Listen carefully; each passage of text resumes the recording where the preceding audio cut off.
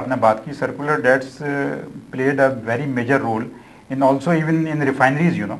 I was working for a refinery, उससे ये furnace oil लेते हैं, I mean taking furnace oil, not giving the money back. PSO national refinery से furnace oil लेती है, उसको पैसे नहीं दिए। 10 बिलियन रुपीस जो है वो पीएसओ पे हमारे थे एक ज़माने में। पीएसओ को कलेक्ट करना है आईपीपी से, पीएसओ को आगे करना है, फर्नेस ऑयल वो बेच रहा है जिनको, वो आईपीपी को कलेक्ट करना है केसी से या वापडा से। जी हाँ, वो वहां से ये एक ऐसी चेन साइकिल बन गया कि जिसका कोई एंड ही नहीं था। Ultimately government of Pakistan suffers, you know. PSO belongs to government of Pakistan, although national refinery is private now, तो वो सप्लाई बंद कर देते थे बाज़ दफ़ा। तो it's very, I mean, problematic situation develops, you know, in this circular date. Bhatti sahab, आपने जो कुछ देखा है उसके मुताबिक इसके एक सवाल केसी आपके जो पुराने धारा है उसके बारे में हम लोग दुनिया भर में बहुत केसी पे बात होती है। उसकी वजह ये है कि कराची इलेक्ट्रिक कॉरपोरेशन का जो मोनोपोली है ये दुनिया का one of the largest monopoly माना जाता है। बिल्कुल, क्योंकि कराची सिटी 17 मिलियन की पॉपुलेशन, तो अक्सर मुल्कों की पॉपुलेशन ही नहीं होती। जी बिल्कुल। 68 कंट्रीज से बड़ा तो कराची शहर है, उसको एक मोनोपोली को देना और उसको मैनेज करना, do you think that is also a reason of this problem Karachi का जहाँ तक ताल्लुक है? ये आपने बिल्कुल सही कहा। बात यह है कि मैं हर दफ़ा ये कहता हूँ कि जो प्राइवेटाइजेशन है केसी की, ये कराची के लोगों के खिलाफ एक साजिश है, नंबर एक। इस पे एक थोड़ा सा मैं ऐड करना चाहता हूँ, ये जिस ग्रुप ने आके इसको खरीदा जी, उसको सऊदी अरब में कोई नहीं जानता है, इतना छोटा ग्रुप है। वो अब है भी नहीं, अब है भी नहीं, अब तो बेच के चले गए। वो बेच के चले गए। इसी तरह बेसिस पे उन्होंने ऐसे एक ग्रुप को दे दिया जिसको मैं as a corporate banker at least I knew all the major bank companies of the 13 साल सऊदी अरबिया में रहा हूँ।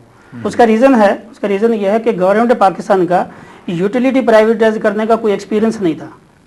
तो ये सबसे बड़ी बेवकूफ़ी थी गवर्नमेंट पाकिस्तान की कि आपका यूटिलिटी को प्राइवेटाइज करने का एक्सपीरियंस नहीं है और आप एक वन एंटिटी के तौर पे आप इतनी बड़ी यूटिलिटी को आप प्राइवेटाइज कर रहे हैं और फिर ये समझते हैं आप कि एक कोई भी जो पार्टी है वो जनरेशन में भी इन्वेस्ट करेगी, वो ट्रांसमिशन डिस्ट्रीब्यूशन में भी इन्वेस्ट करेगी और वो आपके डिस्ट्रीब्यूशन में भी इन्वेस्ट करेगी। दूसरी तरफ जब आपने ये सोचा, गवर्नमेंट ने जब ये सोचा कि वापडा को प्राइवेटाइज करना है तो उसको अनबंडल किया कि उसकी जनरेशन अलग जनकों के तौर पे और एनटीडीसी बनाई जिसमें ग्रिड और ट्रांसमिशन और डिस्ट्रीब्यूशन का जो पोर्शन है वो डिस्कोज के नाम से। यहाँ ये क्यों नहीं किया गया? तो इसलिए मैं ये कहता हूँ कि एक साजिश है।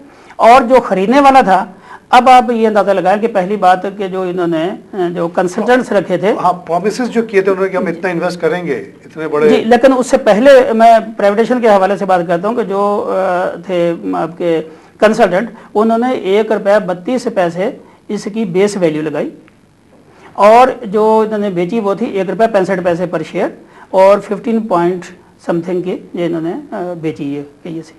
आप अंदाजा लगाएं जिस वक्त ये 15 बिलियन की सेल की है उस वक्त 22 बिलियन रिसीवेबल थे। अच्छा, रिसीवेबल 22 बिलियन थे उस वक्त।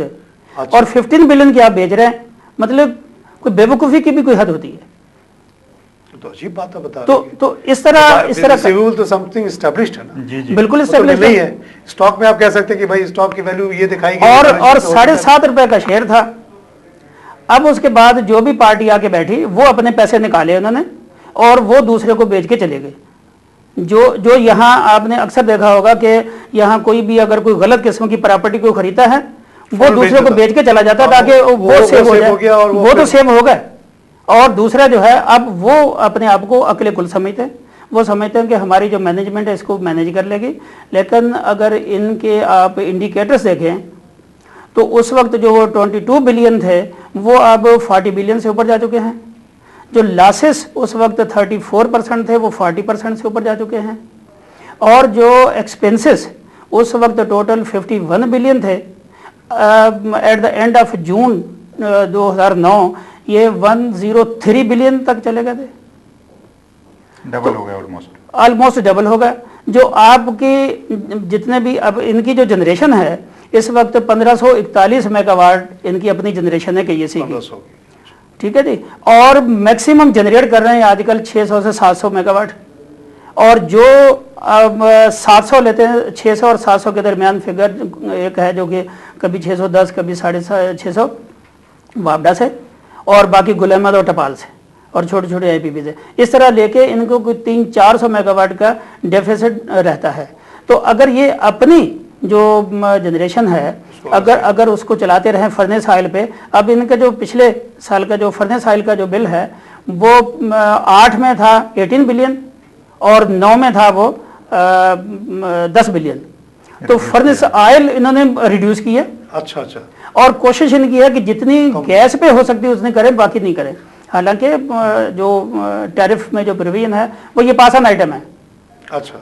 तो बढ़ाते भी चले जा रहे हैं, रेट बढ़ते चले जा रहे हैं, लोड शेडिंग भी बढ़ाते चले जा रहे हैं। इस पे अभी मुबीन साहब लोड शेडिंग का जिक्र किया, मुझे ये बताइए, सब हमें इल्म है कि मैंने 34 साल सर्विस की है KEC में, कभी दिसंबर में लोड शेडिंग नहीं देखी थी। नहीं, ये तो बहुत सेफ मन माना जाता है। दूसरी तरफ अगर आए आप कि इतनी मैसिव लोड शेडिंग हो रही है और आपकी जो इनकम है वो बढ़ रही है, वो किस खाते में जा रही है, कहां से ले रहे हैं आप?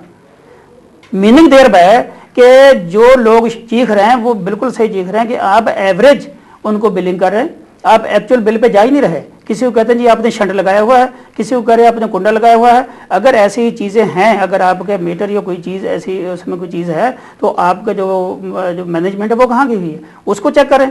आप अपनी जो नाहिली है वो कंज्यूमर पे डाल रहे हैं।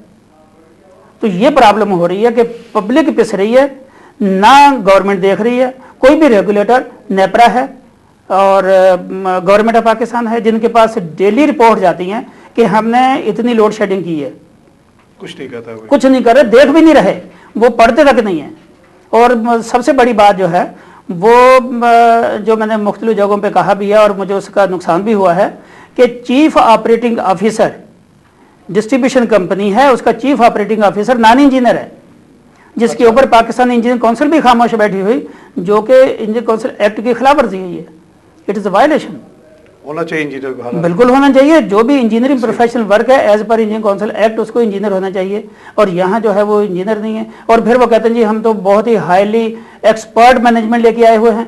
एक हफ्ते तक तो बिजली बंद रखते हैं लोगों की, इतनी लोड शेडिंग बढ़ गई। तो है, हाईली एक्सपर्ट नहीं है, एक्सपर्ट नहीं है, पेड बहुत ज्यादा है जी, पेड बहुत ज्यादा है और एक्सपर्ट नहीं है क्योंकि क्वालिफाइड नहीं है, कनेक्शन से आया होगा। अब आप अंदाजा लगा लें कि कैसे आए हैं, क्योंकि अगर आपकी एक्सपर्टीज नहीं है और अगर आप ये कहते हैं जैसे हमारे जो फर्स्ट CEO थे जब प्राइवेटाइजेशन के बाद, जर्मन CEO, तो उनको मैं फेस टू फेस कहता था देखें जी अगर आपने कोई यूटिलिटी कहीं बाहर चलाई है तो जिस मुल्क में भी आपने चलाई उस मुल्क के और पाकिस्तान के कंज्यूमर की साइकी में फर्क है। तो आप ये नहीं कह सकते कि अगर आप वहां कामयाब थे तो आप यहां भी कामयाब हो जाएंगे।